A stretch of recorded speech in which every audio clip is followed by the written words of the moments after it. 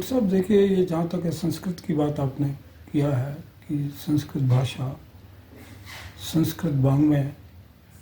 तो संस्कृत वाङ्मय तो एक सागर के समान है और इस सागर में बहुमूल्य मोती, ज्ञान की एक विशाल परंपरा, सब कुछ समाहित है। और जहाँ तक संस्कृत पत्रकारिता की बात है तो पत्रकारिता एक विधा है, किसी भी भाषा में हो सकती है। दुनिया की कोई भी भाषा जो है पत्रकारिता के लिए छूटी नहीं है, लेकिन संस्कृत पत्रकारिता का एक अलग महत्व है, क्योंकि कोई भी भाषा अपने साहित्य से, अपने वाङ्मय से, अपनी विचारधारा से, अपनी परंपराओं से, सबसे जुड़ी होती है।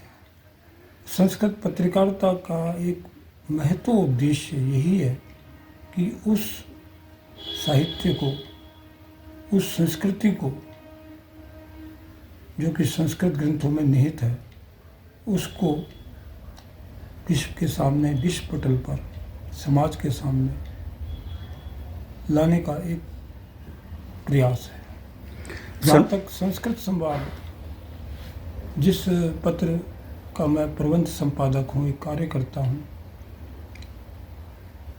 इसमें मेरा सिर्फ योगदान ये है, नेपथ्य के पीछे जिस तरह से रहकर कोई कार्य करता है, इसमें वही लोग जो है ज़्यादा उनको महत्व दिया जाना चाहिए जो इसके लेखक हैं, और वही लोग जो कि इसमें शोध पत्र या जिनकी कविताएं, जिनका साहित्य प्रकाशित होता है। शर्मा जी, मैं बीच में रोकते एक बात कह रहा हूँ। वेद प्रकाश शर्मा जी, आप लगभग 25 से 30 साल, तो जहाँ तक मेरे समझ है कि आप इस फील्ड के अंदर लगे हुए हैं। अगर यही मैं अगर साउथ की बात करूँ तो साउथ में इस चीज़ का प्रिविलेज, महत्व जो है, वहाँ के जो समाचार पत्र हैं, पत्रिकाएं हैं, तो उनका उसका बहुमूल्य भी या उनका योगदान भी मिल पाता है। आप इधर इतने सालों से लगे हैं, मुझे ऐसा कुछ लगता नहीं कि जो क्रेडिट आपको मिलना चाहिए आपको मिले। उसके बावजूद भी एक शिद्दत से आप लगे हुए हैं। इसके पीछे आपका मेन उद्देश्य क्या है?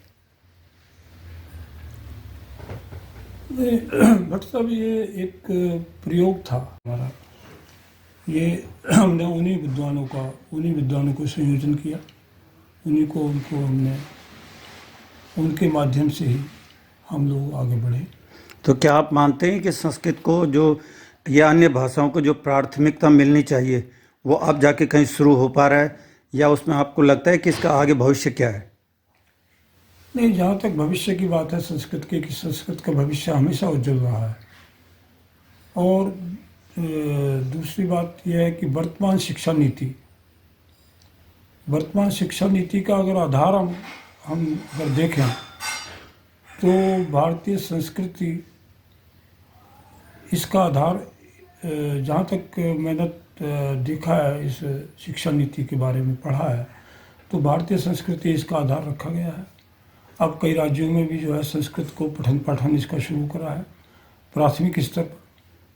पहले क्या होता था कि जैसे अंग्रेजी भाषा कक्षा 6 से पढ़ाई जाती थी, तो होता क्या था, उसका प्रतिफल की संस्था, तो अंग्रेजी में छात्र योग्य बन पाते थे और ना ही किसी दूसरी भाषा में।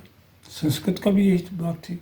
अब कई राज्यों में प्राथमिक स्तर पर संस्कृत भाषा का पठन पाठन शुरू करा गया है, जो कि बहुत आवश्यक है।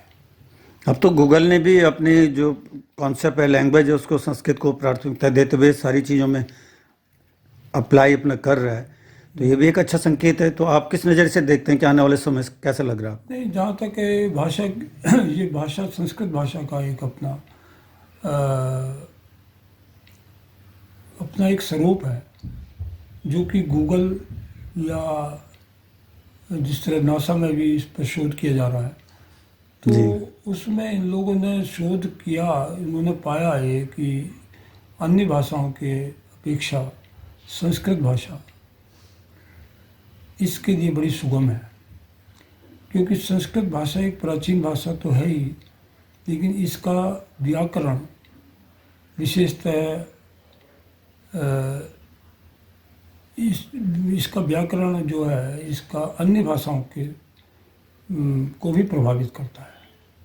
अन्य भाषाएं बहुत बेशक चाहे हमारे देश की हों, ये विदेशी दक्षिण भारत में तमिल को बड़ा प्राचीन भाषा कहा गया है। कल प्रधानमंत्री जी ने भी कहा कि तमिल सबसे प्राचीन भाषा है। मेरा मानना है कि संस्कृत भाषा उस तमिल भाषा से भी प्राचीन भाषा है। तमिल भाषा में संस्कृत भाषा के शब्द Subscribe now and press the bell icon. Never miss an update.